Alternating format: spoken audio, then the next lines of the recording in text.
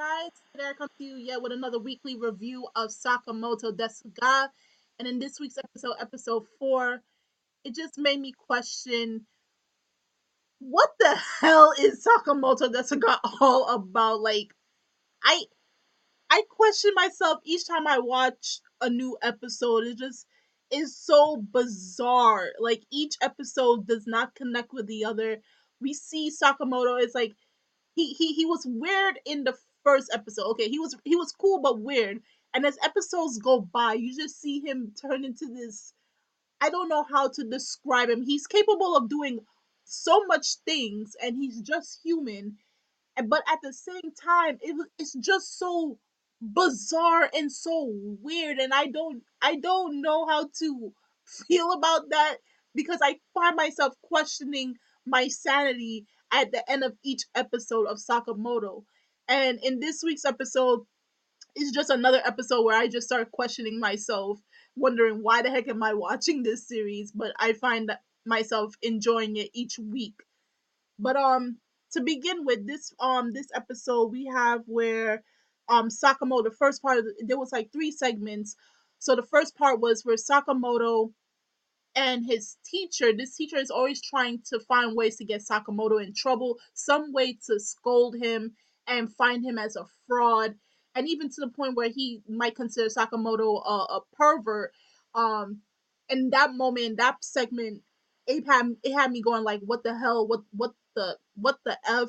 Because Sakamoto, there was a part where the teacher was he does health, so he was teaching about the reproductive system and how it changes in the male and female's body. And then we see where Sakamoto is just eating in class. Like he's set up like he's all fancy. Like when you go to a very fancy restaurant and like they lay out the plates and they do the napkins, and he looks like he's prepared to eat a meal in the middle of class.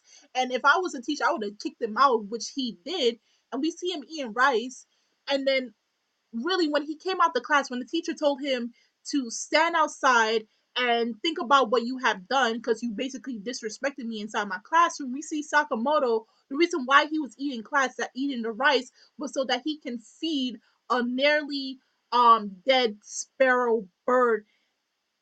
If that doesn't make you question what the hell is Sakamoto all about, then you just like you would not expect him just eating in class just so that he can feed a dying bird.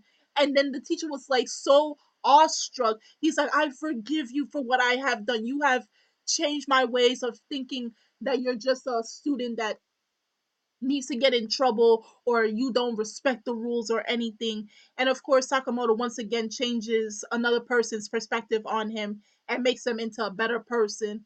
Then it came to the then it came to another part in the episode where there was about to be somewhat of a fire, so they had to evacuate a lot of the students out to school. And Sakamoto, he rushed in to save Atsushi. He's the guy with the red beanie on his head, and he has the earrings, the two piercings on both sides. And he found him, and he's creeping and Sakamoto's creeping and crawling throughout the whole entire building trying to find Atsushi. He managed to make him come out by putting him in like a sack and tying a rope. And then he comes out jumping in a makeshift parachute. And everybody's so awestruck and amazed. And I'm like, if I was there, I'm like, are you mentally ill? Who the heck does this type of stuff? Seriously, like Sakamoto is so weird that you start questioning what are his true motives. And I cannot place what his true motives are. And then we come to the last part of the episode where Sakamoto has gone missing. It's the start of summer break, summer vacation for all the students, and everybody's enjoying their time. But the three guys that were first introduced into the first episode and now are like, they look up to Sakamoto. They see that Sakamoto has they made a hole in a playground so that anybody that walks by that hole, they will drop instantly into it. And Sakamoto was just one of those people that dropped into the hole. And when they went there, they saw that he was not coming back up. So what they did was they went around searching, asking everyone and anyone where Sakamoto was, because he disappeared. He dropped through the hole and he never came back up. And they're asking for this because he was wearing his uniform. And usually during that time, students do not wear their uniform. So they're asking around if they saw a high school boy wearing a uniform and where his whereabouts are. And all the answers are basically people telling them that they saw him like 4 or 5 days prior to them asking the question. And then we find out where when they go to the hole, they see that there's a second hole inside a hole, and they're thinking it's leading all the way straight to Brazil. I don't know how is that possible. How Sakamoto would have been able to do that? I mean, yes, he's capable of doing a lot of things, but I do not think he's capable of digging a hole all the way to Brazil. I don't think that's possible unless you want to go straight to the very middle of the earth and die. He's not inhuman. So they find out that actually Sakamoto, he was doing so much various things as usual. He can't sit still, that he got his uniform dirty, so he had to get it from the dry cleaners. And he comes back to the park and he says the reason why he dug that hole, why he dug a second hole inside the hole, was to create a hot springs.